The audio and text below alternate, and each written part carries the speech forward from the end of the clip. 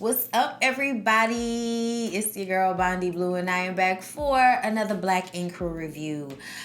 Okay, so this episode was kind of boring and more sad than the last. It was just kind of like I was watching it, but like mostly I was on my Instagram and my Snapchat.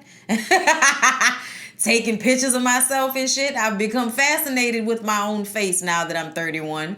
And the Snapchat filters, they do something for me. So yes, I've drank the Kool-Aid. I'm a narcissist like all the rest of you people. I'm so ashamed of myself. But you know what? Sometimes when you can't beat them, you join them for an hour or so out your day. And then you go back to your life, because ultimately social media is for and getting to know people and keeping in contact with family members who live across the way.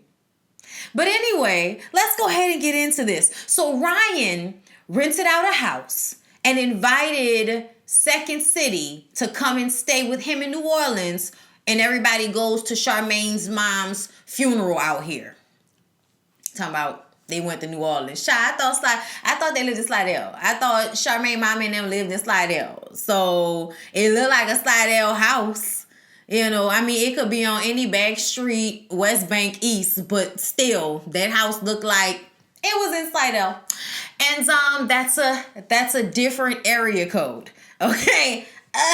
I'm sorry. Like, New Orleans people are so ignorant about this. Like, you not from here, bruh. You from Jefferson Parish. You from Plaquemines Parish. You from St. Bernard Parish. You are not from Orleans Parish, okay? Like, we be trying to get y'all to understand this. But either way, we gonna let Charmaine go ahead and keep on with this. I'm going back to Nola. She named her baby Nola. She just wants to be from New Orleans so bad. It's like, you are from the outskirts. Like, I'm just saying, I grew up in the mud with this shit. No, for real. I'm so New Orleans is ridiculous. Like, it's amazing. I'm not worse than I already am. Okay, I could be much worse than this. Y'all don't even know 20-year-old or 17, 16-year-old Brittany. Y'all don't know her. Okay, this is 30-year-old Brittany. I'm an adult, so-called. I hate it sometimes. But, that's commentary on my life, because there wasn't really much happening in this episode. Why can't I share? What's wrong with that? Okay, So, yeah, like I said, Ryan had rented the house. Jessica, Andrea, and Barbara Plug, they gonna go and support. Okay, there's a slew of other people there. We'll get to that in a moment. But Fly tatted, and we just found out the young man with the short dreads name. His name is Prince. Thank you, Jesus, for finally giving the young brother a storyline so we could know what the hell to call him besides brother with the short dreads, okay? And I've really started to like Fly. Like, I follow him on Instagram now because he's a really dope tattoo artist. I looked at some of his stuff. But I see him post about Charmaine and write, this beautiful message about how strong she is. And I was just like, oh, I knew I liked you. It was something about him that I liked. And to see him talk about her in that way, to me, it just showed that he has more respect for her than any of the other niggas that she's ever been on this show with before. I'm just saying, I've never seen them, with the exception of Ryan, when their relationship was good before it was spoiled and everything. Even then, I never saw any of them speak about Charmaine in such a positive way. And, I just appreciated him for that, okay? His whole little energy, I appreciate. Just something different on these shows. Everybody tends to feel like they know they on camera. And some people just have a natural ability to just be themselves regardless. And I think Fly is one of those people. So that's, entertaining sometimes. And then we got the Prince young man, who also has realistic baby mama drama. Okay, just the most ridiculous shit I've ever heard in my life. So him and his high school sweetheart fell in love, had a baby, okay? And they were having a great, family and relationship and all of that type of stuff. And then he gets arrested for having a gun in his car. Child, he went to jail for 2 weeks. And she said, I can't take this. I'm not trying to be with no street nigga. And she left him. And it has been years. And they have a tumultuous relationship because he probably feels like, bitch, it was only 2 weeks and you left me. And she feels like, well, I don't want to be with no man that's going to leave me alone with a baby for 2 weeks. It was like, girl, what did you have to do in those 2 weeks? She was talking like she had to go out here and suck some pink for those 2 weeks to make sure she had formula for the baby because she wasn't developing milk at the correct rate. Like, she just act like so much had happened in those 2 weeks. And y'all, I don't know this lady, like a whole bunch of stuff could have happened in those 2 weeks. You never know. So I'm not discounting whatever her experience is. But from the outside looking in, it kind of looked like you was looking for an out, and him going to jail for 2 weeks gave you that out. I mean, in all honesty, okay? But he goes to pick up his son with Fly. You know, they get in the car and go pick the baby up, and he telling us the story the whole way over there. She drops the baby off by the godmother. He picks the baby up from the godmother, and they are not there at the same time. It just seems kind of ridiculous, especially when you have such a small baby. And yeah, he was carrying a gun around, but y'all live in Chicago. Am I correct? Are we living in Chicago where we were getting shot every day out this big and you wanted him not to have a gun? Like, I'm sorry, but the mentality of a lot of people who live in these areas is to have a gun, even if it's just for protection. It wasn't like he was out here banging. And either way, I just kind of felt like, is that enough to leave somebody? Like, he didn't cheat on you. You know what I'm saying? Like, did he have another baby? Like, nothing like that. Just got arrested, went to jail for 2 weeks, and she couldn't take it. I was just like, y'all still fighting from that? Lord have mercy. You know, God forbid y'all have a real trial and a tribulation like infidelity in a relationship. But, you know, that might be a part of the story that he leaving out, because you know how these men like to leave out parts of the story. But they pick up his son. He's the cutest little thing. The cutest little thing. You just wanted to eat his little cheeks. He was adorable.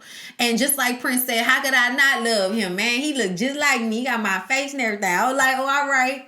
You know, I saw the mama. Okay, no, I'm just playing. Okay, he's a cute baby. He just look like a baby right now. Okay, so y'all, Charmaine is down here in New Orleans. Slide it, and she's planning her mama's funeral. And it's hard to do.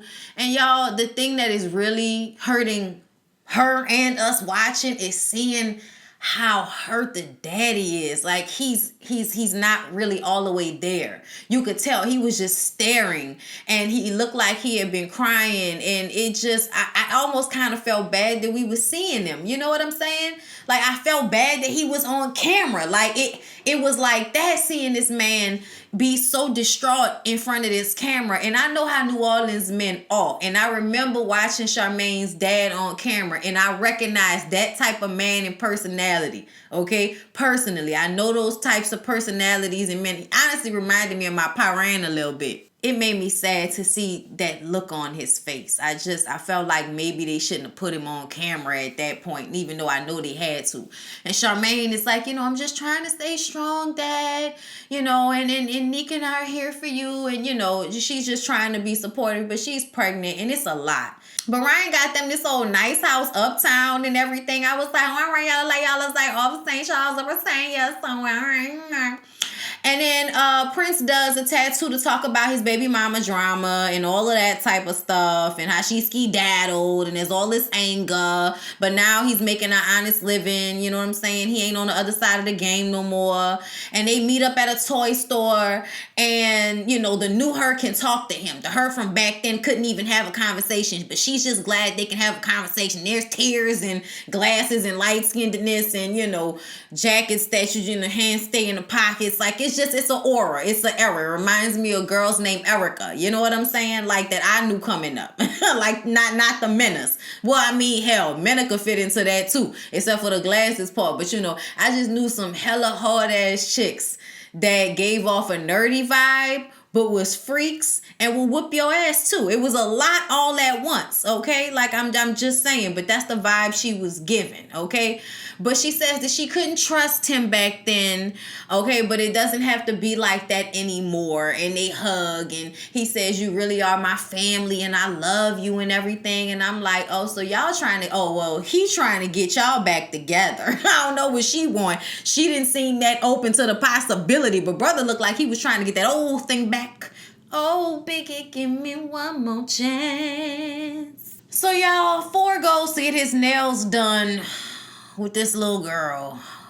I'm just as frustrated as Don. At first I felt like Don was overreacting, but upon further, thoughts about this situation, I just kind of feel like, why are you taking time out and spending time with this girl and further taking this for play and using her as something to do on the show?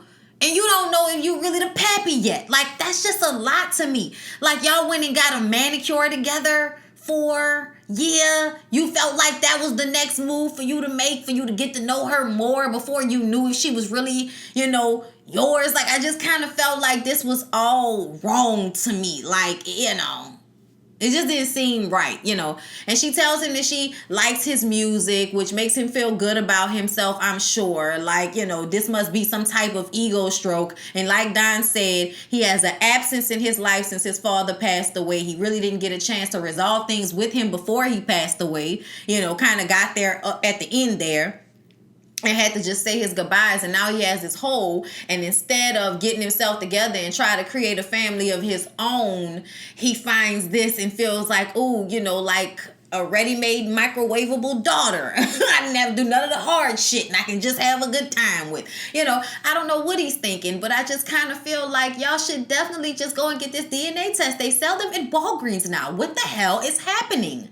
Like, why are you waiting to find out? Why are you dragging this out? You know what I'm saying? Like, just annoying me to hell. And then Ford tells Don what happened, and Don starts to get upset because he feels like you taking this situation for play. You the one that's sitting up here saying that you didn't have a relationship with your pops and all of this and that, but then you gonna go and form a relationship with this girl and you don't even know if she yours or not. What are you doing out here, man? Go get the text. He was upset and he left, and I was just like, don't hit no walls. Don't punch no ceilings. This place is nice. Okay? So Ryan and Jess talk. And, apparently she really didn't like Ryan. She, based off of the things she had heard from Charmaine about him. And, talking to him while they were in the house just really made her look at him in a different way, He didn't seem that bad after all, And really what it is you start to talk to him. And you start to look into his eyes and how soft his hair is and how much he's gotten in shape since him and Don started making videos on Instagram of them in the gym. And, all of a sudden he doesn't seem like such a bad guy, But I mean, I'm just saying, there was an energy happening, okay? Get the fuck out of here with that, oh, he's not as bad as I thought. Like, of course he isn't. He's pretty. He's just give him a little time, okay? and he has this cool temperament, you know what I'm saying? So yeah, just give it a few minutes, all right? Get out of here with this shit.